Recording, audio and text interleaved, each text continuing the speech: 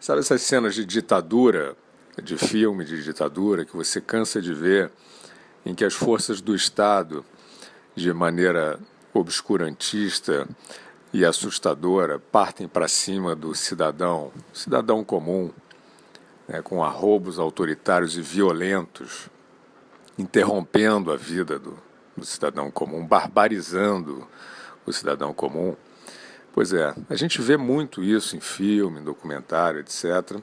E tem aquela questão, é isso mesmo, a gente tem que conhecer o passado, reviver, digerir o passado para que ele não se repita. Um pouco além disso, a gente vê a repetição desse tema de maneira um pouco insistente, principalmente nesse momento aí, esse passado recente, do Brasil, especificamente, tentando meio que sugerir um paralelo, uma ameaça às liberdades por conta de um determinado projeto em execução no país. Mas o que nós temos visto, vínhamos vendo até então, era uma situação de liberdade.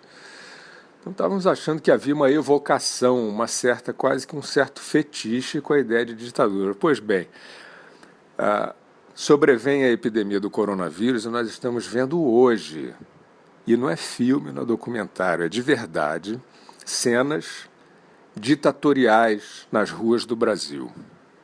Nós estamos vendo, a polícia no Rio de Janeiro, na orla do Rio de Janeiro, da cidade maravilhosa, interrompendo, intercedendo, capturando e arrastando de forma animalesca duas mulheres, duas cidadãs, aos gritos, sem ninguém fazer nada.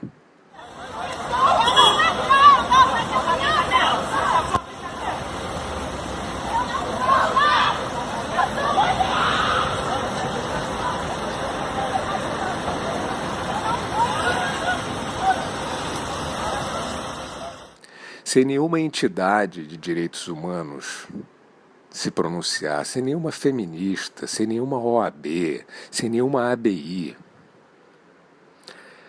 Duas cidadãs barbarizadas na frente de todo mundo. Sabe por quê? Porque o governador do estado, o senhor Corona Witzel, está brincando de tirano, surfando numa epidemia. E não é só ele. Vimos a polícia em Maringá partir para cima de um lavador de carros. O cara tá ficando roxo, rapaz. Solta o cara, rapaz. Não, deixa, Adriano, segura, deixa o pau torar. Solta o cara, rapaz. E estrangulá-lo até o desmaio desse personagem, que depois foi sendo arrastado que nem um bicho pela rua. Por quê? Por causa do estado de exceção, do vírus, da epidemia. Isso está dito que é contra a epidemia. Nós vimos a polícia do senhor governador Ronaldo Caiado, outro tiranete que está aí colocando as manguinhas de fora sob pretexto de combater a epidemia, mandando prender e arrebentar, como se dizia na ditadura lá atrás,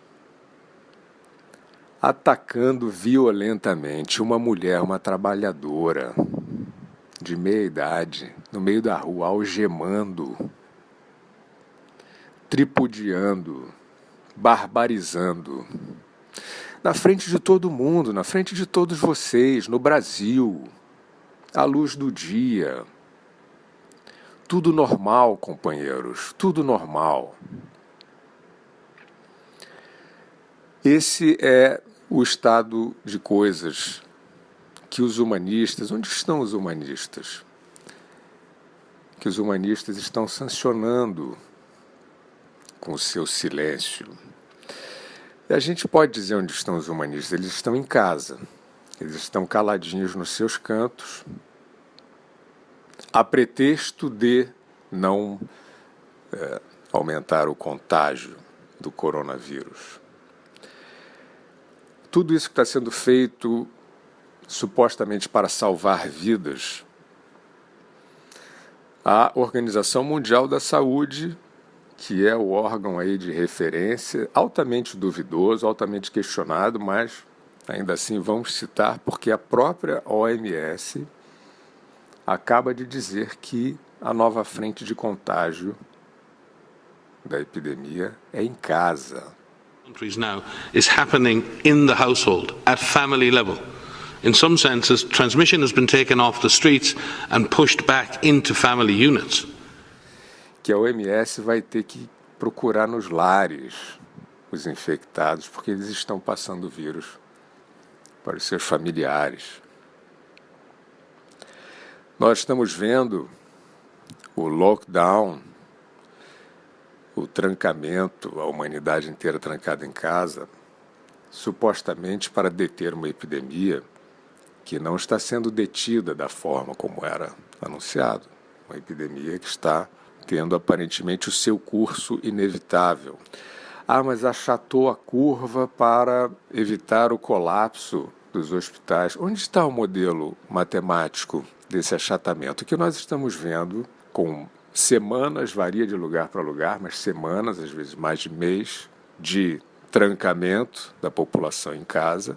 Nós vemos uma progressão de casos diária maior do que na véspera do confinamento. Então, que achatamento é esse? O achatamento é, no mínimo, uma estabilização da curva, uma suavização da curva, certo? Como você pode ter uma progressão superior com semanas de confinamento? Essa questão do achatamento, ela não é matemática, é uma hipótese que hoje é altamente questionada pela própria OMS e pelo que os nossos olhos estão vendo. Apesar de que os números, as estatísticas, principalmente de mortes, também estão mergulhadas numa nuvem pouco transparente.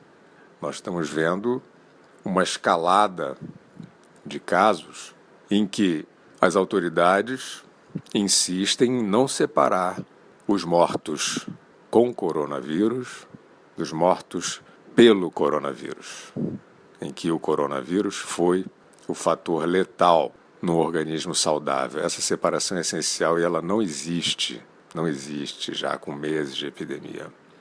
Ela não é feita estranhamente.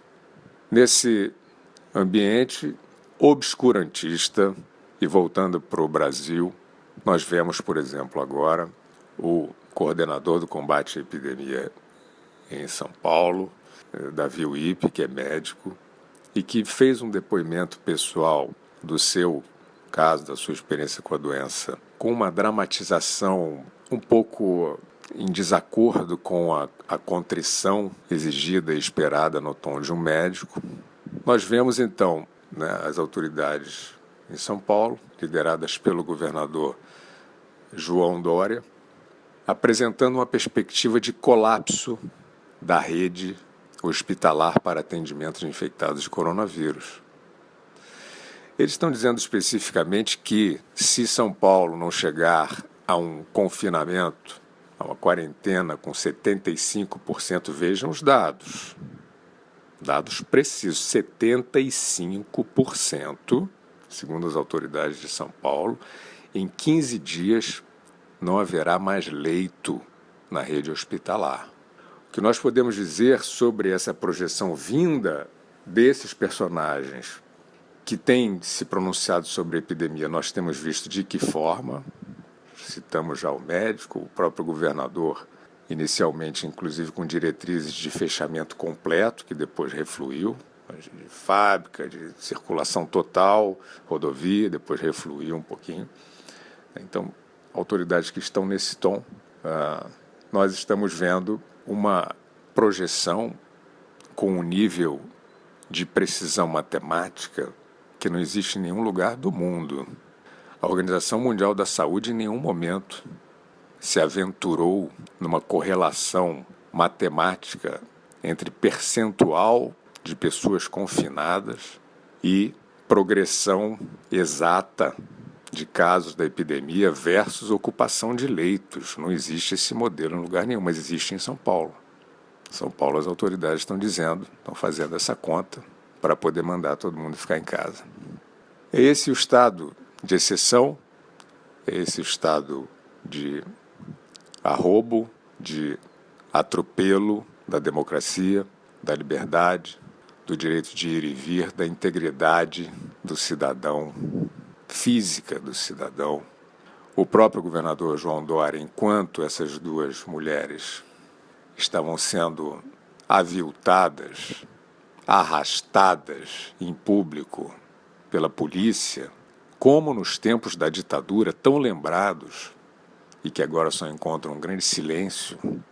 Pois bem, nesse mesmo momento, o governador de São Paulo estava dizendo a mesma coisa que disse o governador do Rio de Janeiro, ameaça de prender o cidadão que descumprir a quarentena. Quem não conseguir enxergar nesse momento, nesse contexto de epidemia, uma ação política tirânica, uma ação política de propósitos rasteiros e muito graves, não está entendendo o que está se passando, e quando acordar para o que está se passando pode ser tarde demais.